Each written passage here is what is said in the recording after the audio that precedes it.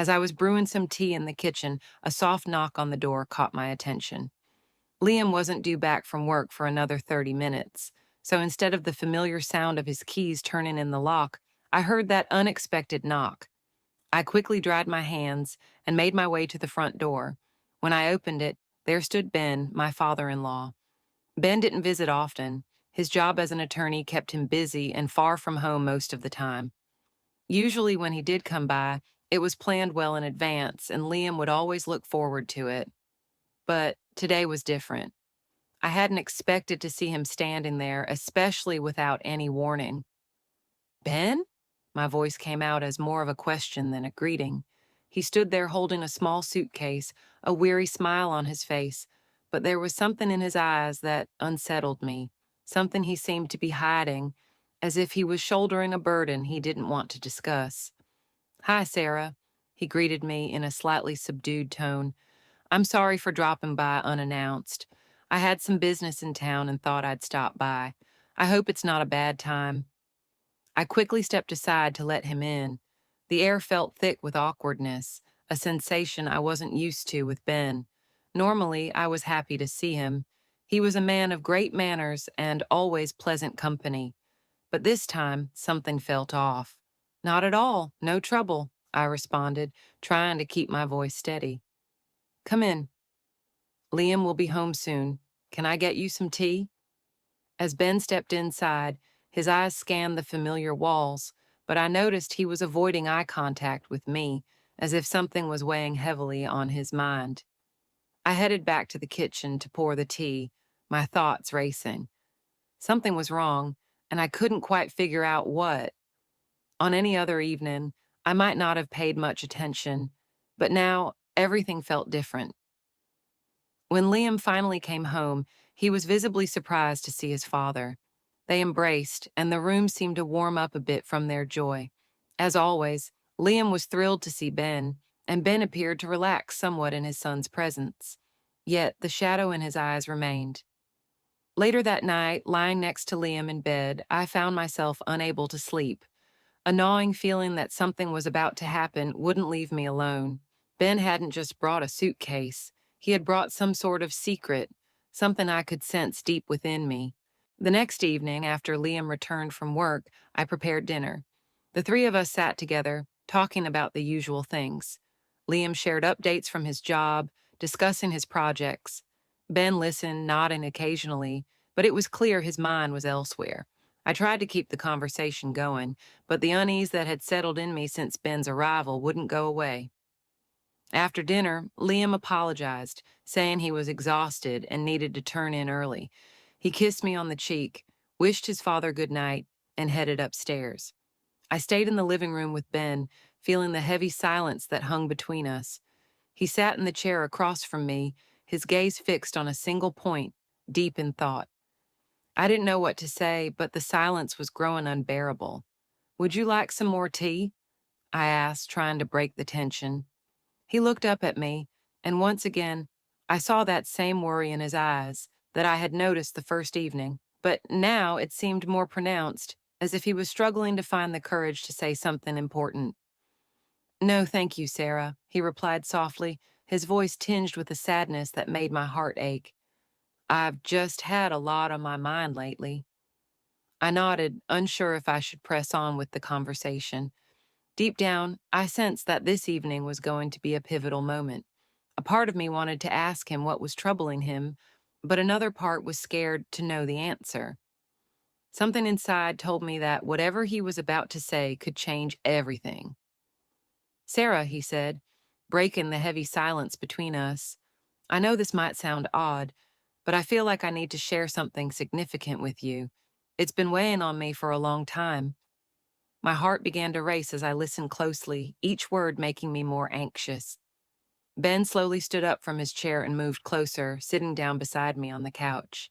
His eyes were clouded with doubt and an inner conflict, as if he was battling himself over whether to reveal what he'd kept hidden for so long.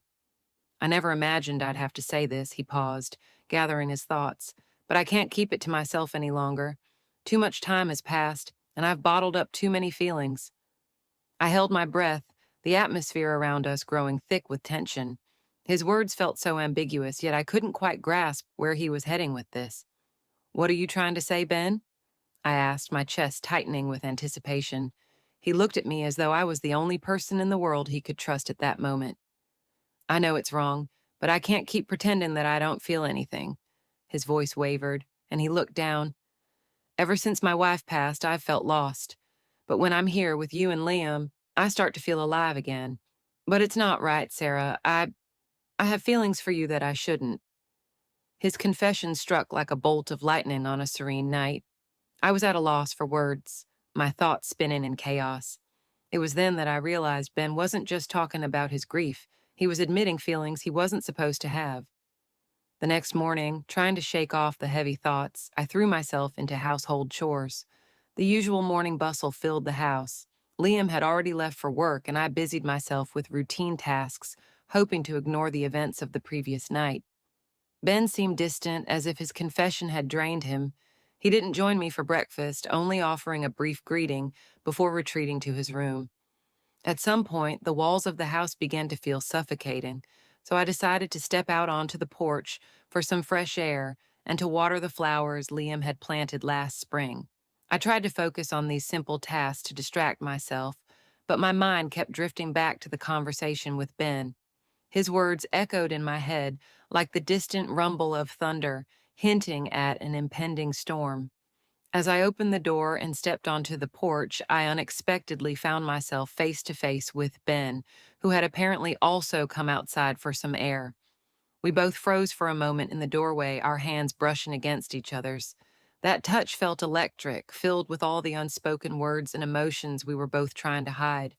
"Sorry," he murmured, quickly pulling his hand away. "I just thought I'd take a walk." "It's okay," I replied, though my voice carried a note of uncertainty. My heart was pounding, and I could feel a flush creeping up my cheeks. We stood there like two strangers brought together by fate. In that moment, I realized just how much our relationship had shifted in the last 24 hours. What had once been simple and natural was now tangled and tense. "I needed to clear my head," he continued, trying to break the awkwardness. "After last night, I realized I probably shouldn't have said what I did." His words washed over me again, leaving me feeling unsettled. I wanted to say something comforting, but the words wouldn't come. Instead, I just nodded, doing my best to hide the storm of emotions brewing inside. "Ben," I started, unsure of how to finish, "we shouldn't make this more complicated." He nodded too, his eyes drifting off to the side as if he couldn't bear to meet mine again. "I know, Sarah," he replied, his voice tinged with bitterness, "but it feels like it's already too late for that." We stood there on the porch for what felt like an eternity, with everything around us frozen in time, as if the world itself was giving us a moment to fully grasp the gravity of the situation. I knew we couldn't let this continue, but I also understood that things had already slipped out of our control. "I'm going to head to the park," Ben suddenly suggested, breaking the silence. "I'll take a walk to clear my thoughts." "Okay," I agreed, not fully comprehending what I was saying. He turned without another word and walked down the path towards the gate. I remained on the porch, watching him go, feeling a heavy, inevitable weight settle in my chest. A sense of dread grew stronger within me, as though we were both teetering on the edge of a cliff, about to tumble into something we couldn't escape. The entire day passed in agonizing contemplation. I tried to distract myself with housework, reading, even attempting to watch a movie, but I couldn't shake thoughts of Ben. His words, his gaze, that accidental touch, they all kept swirling in my mind, leaving me restless. I knew I had to stop these feelings from developing, but the more I tried to push them away, the stronger they became. By evening, I realized I needed to get out of the house to change my surroundings before the tension inside me became unbearable. I grabbed my coat and decided to go to the park, the same park where Ben had gone that morning. I wasn't sure if I'd run into him, but I couldn't ignore the overwhelming urge to take a walk and try to sort out my thoughts. The park was nearly empty when I arrived. The leaves on the trees were beginning to turn yellow, signaling the approach of autumn. I followed a narrow path that led to a small lake hidden deep within the park.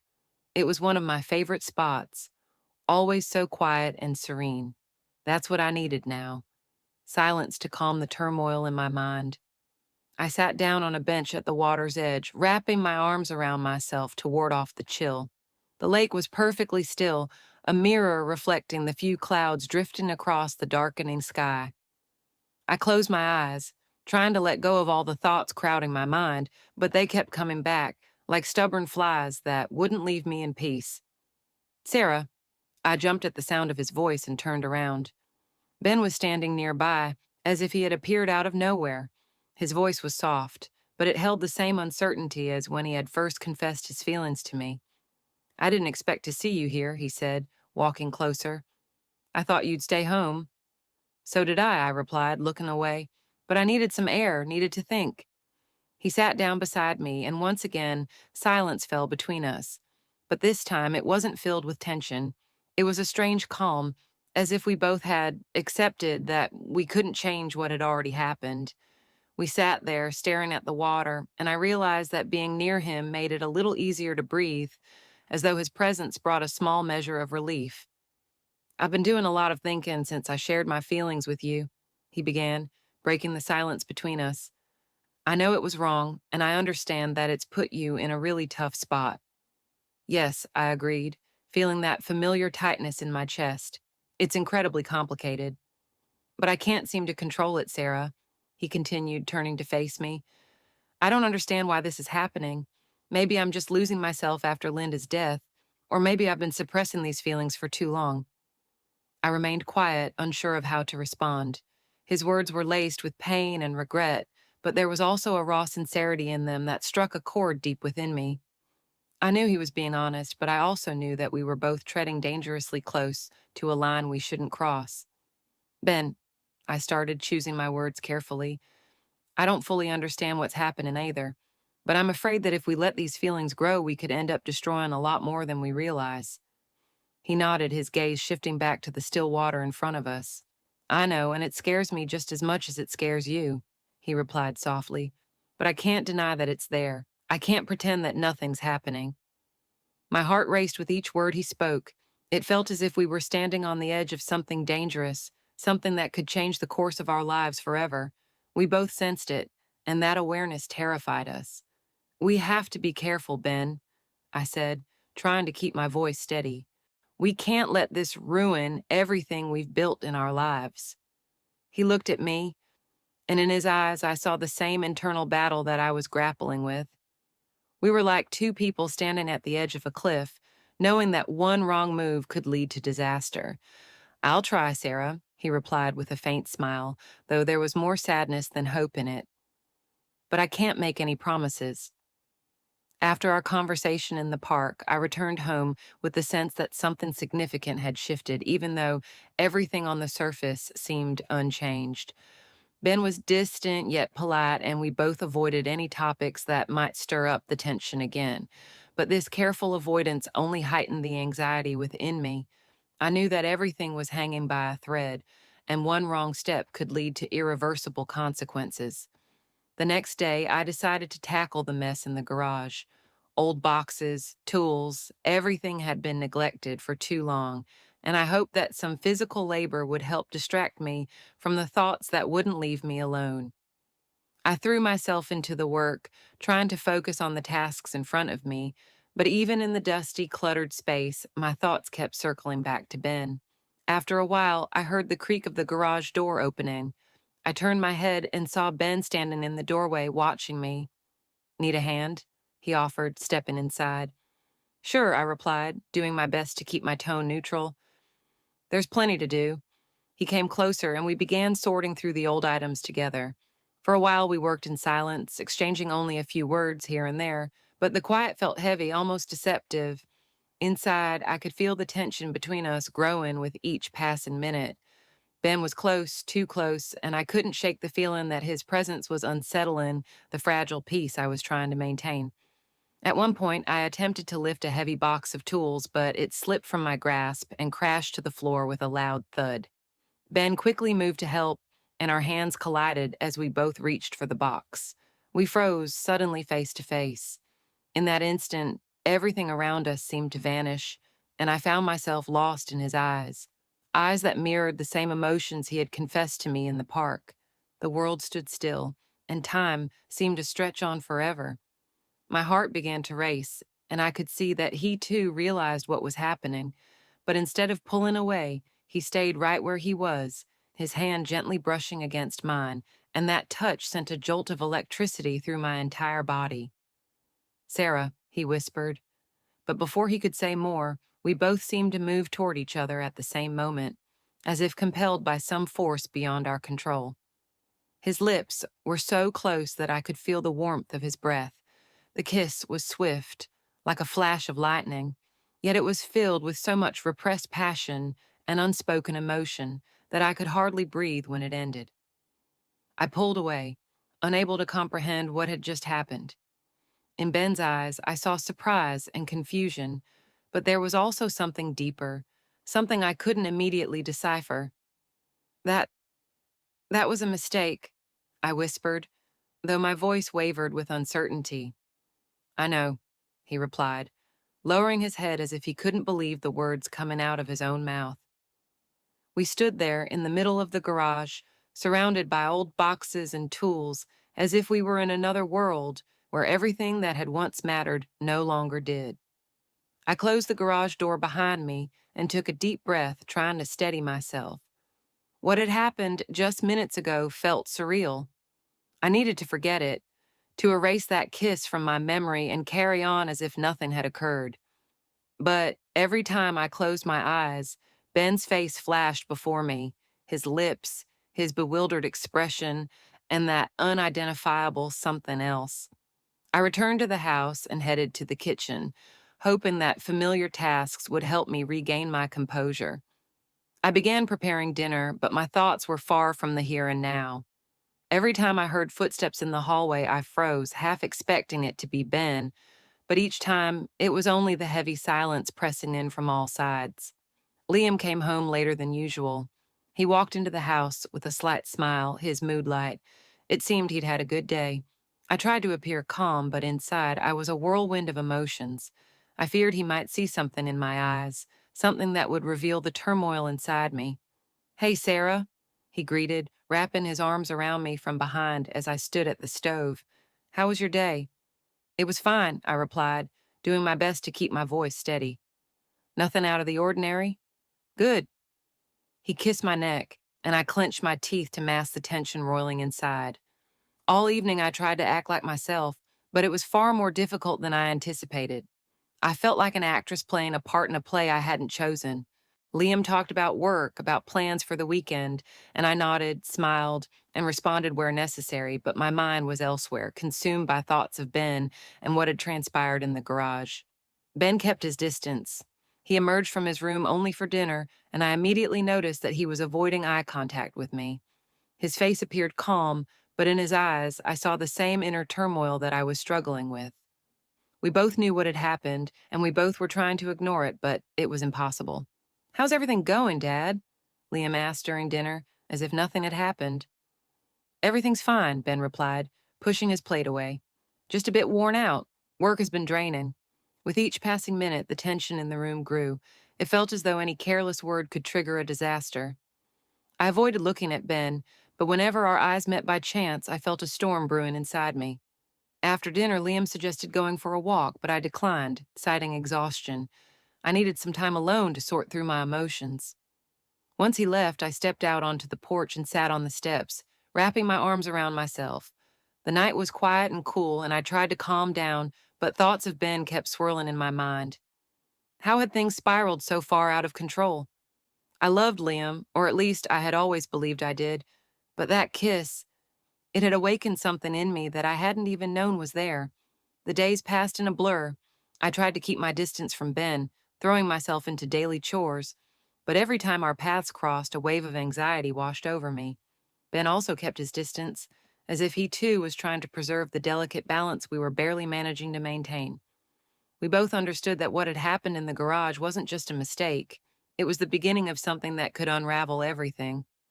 Liam's birthday was approaching, and he decided to host a small gathering with friends and family. I helped with the preparations, setting the table, trying not to think about how I would get through the evening. Ben stayed in the background, offering his help politely, but keeping his distance from our plans. Liam, as always, was full of enthusiasm and joy, completely oblivious to the turmoil beneath the surface. As the guests began to arrive, I felt trapped. We arranged a table in the living room, and soon Liam's friends were there, loudly congratulating him, sharing stories, and laughing. I smiled and played the role of the perfect hostess, but inside, my emotions were in turmoil. Ben sat in the corner of the room, seemingly engaged in a conversation with one of Liam's friends, but I knew he felt the same tension I did. When everyone gathered around the table, Liam stood up to give a toast. He was in his element, joking, thanking everyone for being there, talking about how happy he was to be surrounded by loved ones. I looked at him, and a wave of guilt washed over me, making me want to cry. The guilt gnawed at me, filling every part of me. Then, unexpectedly, Liam asked Ben to say a few words. I tensed, unsure of what was about to happen. Ben slowly rose from his seat, his face calm, but I could see the strain in his eyes as he tried to keep his emotions in check. I just want to say how proud I am of my son, he began, his voice slightly trembling. Liam is someone you can always count on. He's achieved so much, and I'm grateful to be here today to celebrate with him.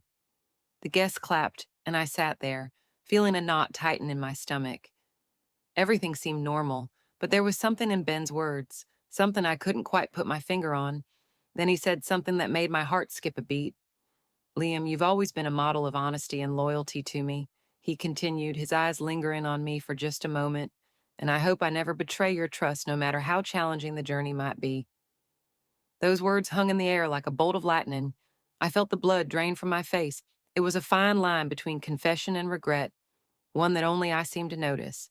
Liam, blissfully unaware, kept smiling and accepting congratulations, but I knew Ben hadn't said that without a reason. My heart pounded in my chest, and it took everything in me to keep a smile on my face. The evening carried on, but for me it was already ruined. I couldn't shake the feeling that Ben had said those words on purpose, as a reminder of what had happened between us, and that we couldn't just brush it aside. As the guests began to leave and the house settled into silence, Liam was caught up in recounting the highlights of the evening. He didn't notice how I busied myself clearing the table, avoiding eye contact with him and especially with Ben, who watched me from across the room. Out of nowhere, Ben suggested, Sarah, why don't we take a walk? The forest is close by, and the fresh air would do us good after a night like this. Something inside me stirred at the suggestion. After such a tense day, I craved some time alone with my thoughts, so I agreed, hoping that the walk would help me find some peace. We walked along a narrow path that led deeper into the forest. Ben was silent, and his silence only added to the growing anxiety within me. The night was dark, with only the faint glow of the moon lighting our way. I tried to focus on the sounds of the forest, the rustling leaves, the calls of night birds, but my thoughts kept circling back to Ben and everything that had transpired over the past few weeks. We stopped near a small ravine overlooking a lake. Ben suddenly turned to face me, and I noticed something unsettling in his expression, something elusive yet terrifying. Sarah, I can't do this anymore, he said quietly, but there was a firmness in his voice. I can't keep hiding how I feel. I've tried, believe me, I've tried, but this is stronger than me. I froze, not knowing how to respond. Everything inside me twisted as I realized where this conversation was heading. Ben, please, I whispered, tears welling up in my eyes. We can't keep doing this. I love Liam. Sarah, he interrupted, and I saw desperation flicker in his eyes. I'm asking you to leave him, for us. We could be happy together, I know it. Liam's a good man, but you can't keep living this lie. His words cut through me like a knife. I knew he was serious, and that made it all the more terrifying. How could I respond to this? How could I destroy everything Liam and I had built over the years? I can't, Ben, I finally managed to say, feeling tears stream down my cheeks. I can't destroy his life because of my own weaknesses.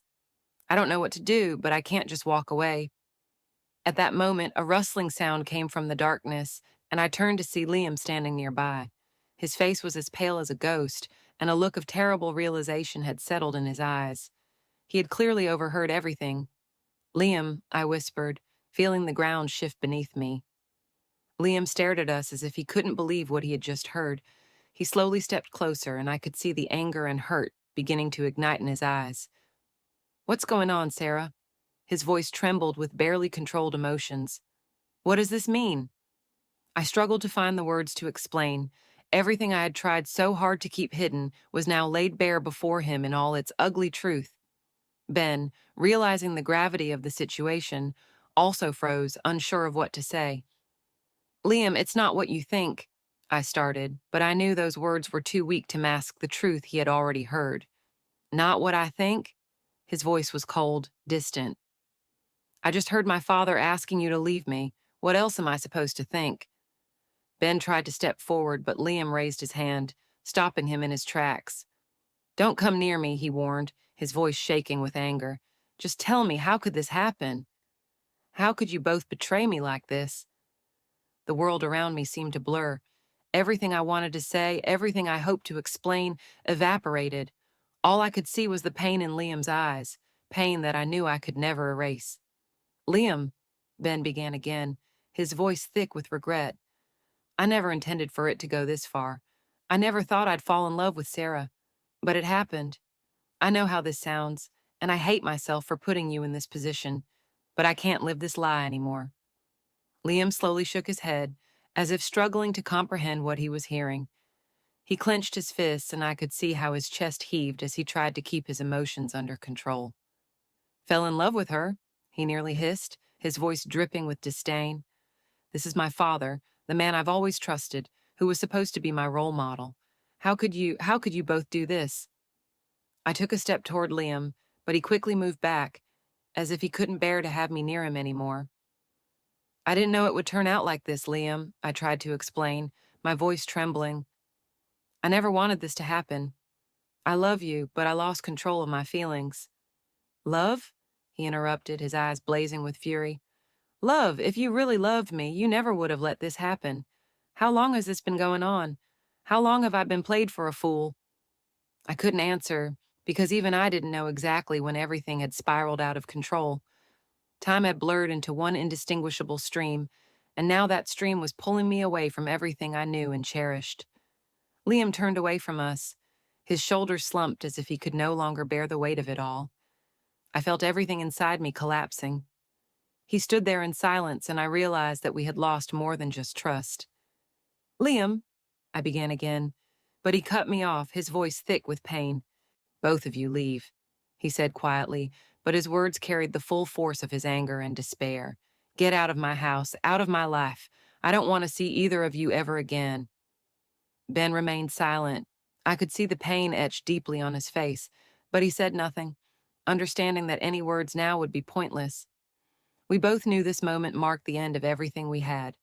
Liam had asked us to leave, and we did, leaving behind shattered dreams and broken hearts. When we returned to the house, I realized I couldn't stay there anymore.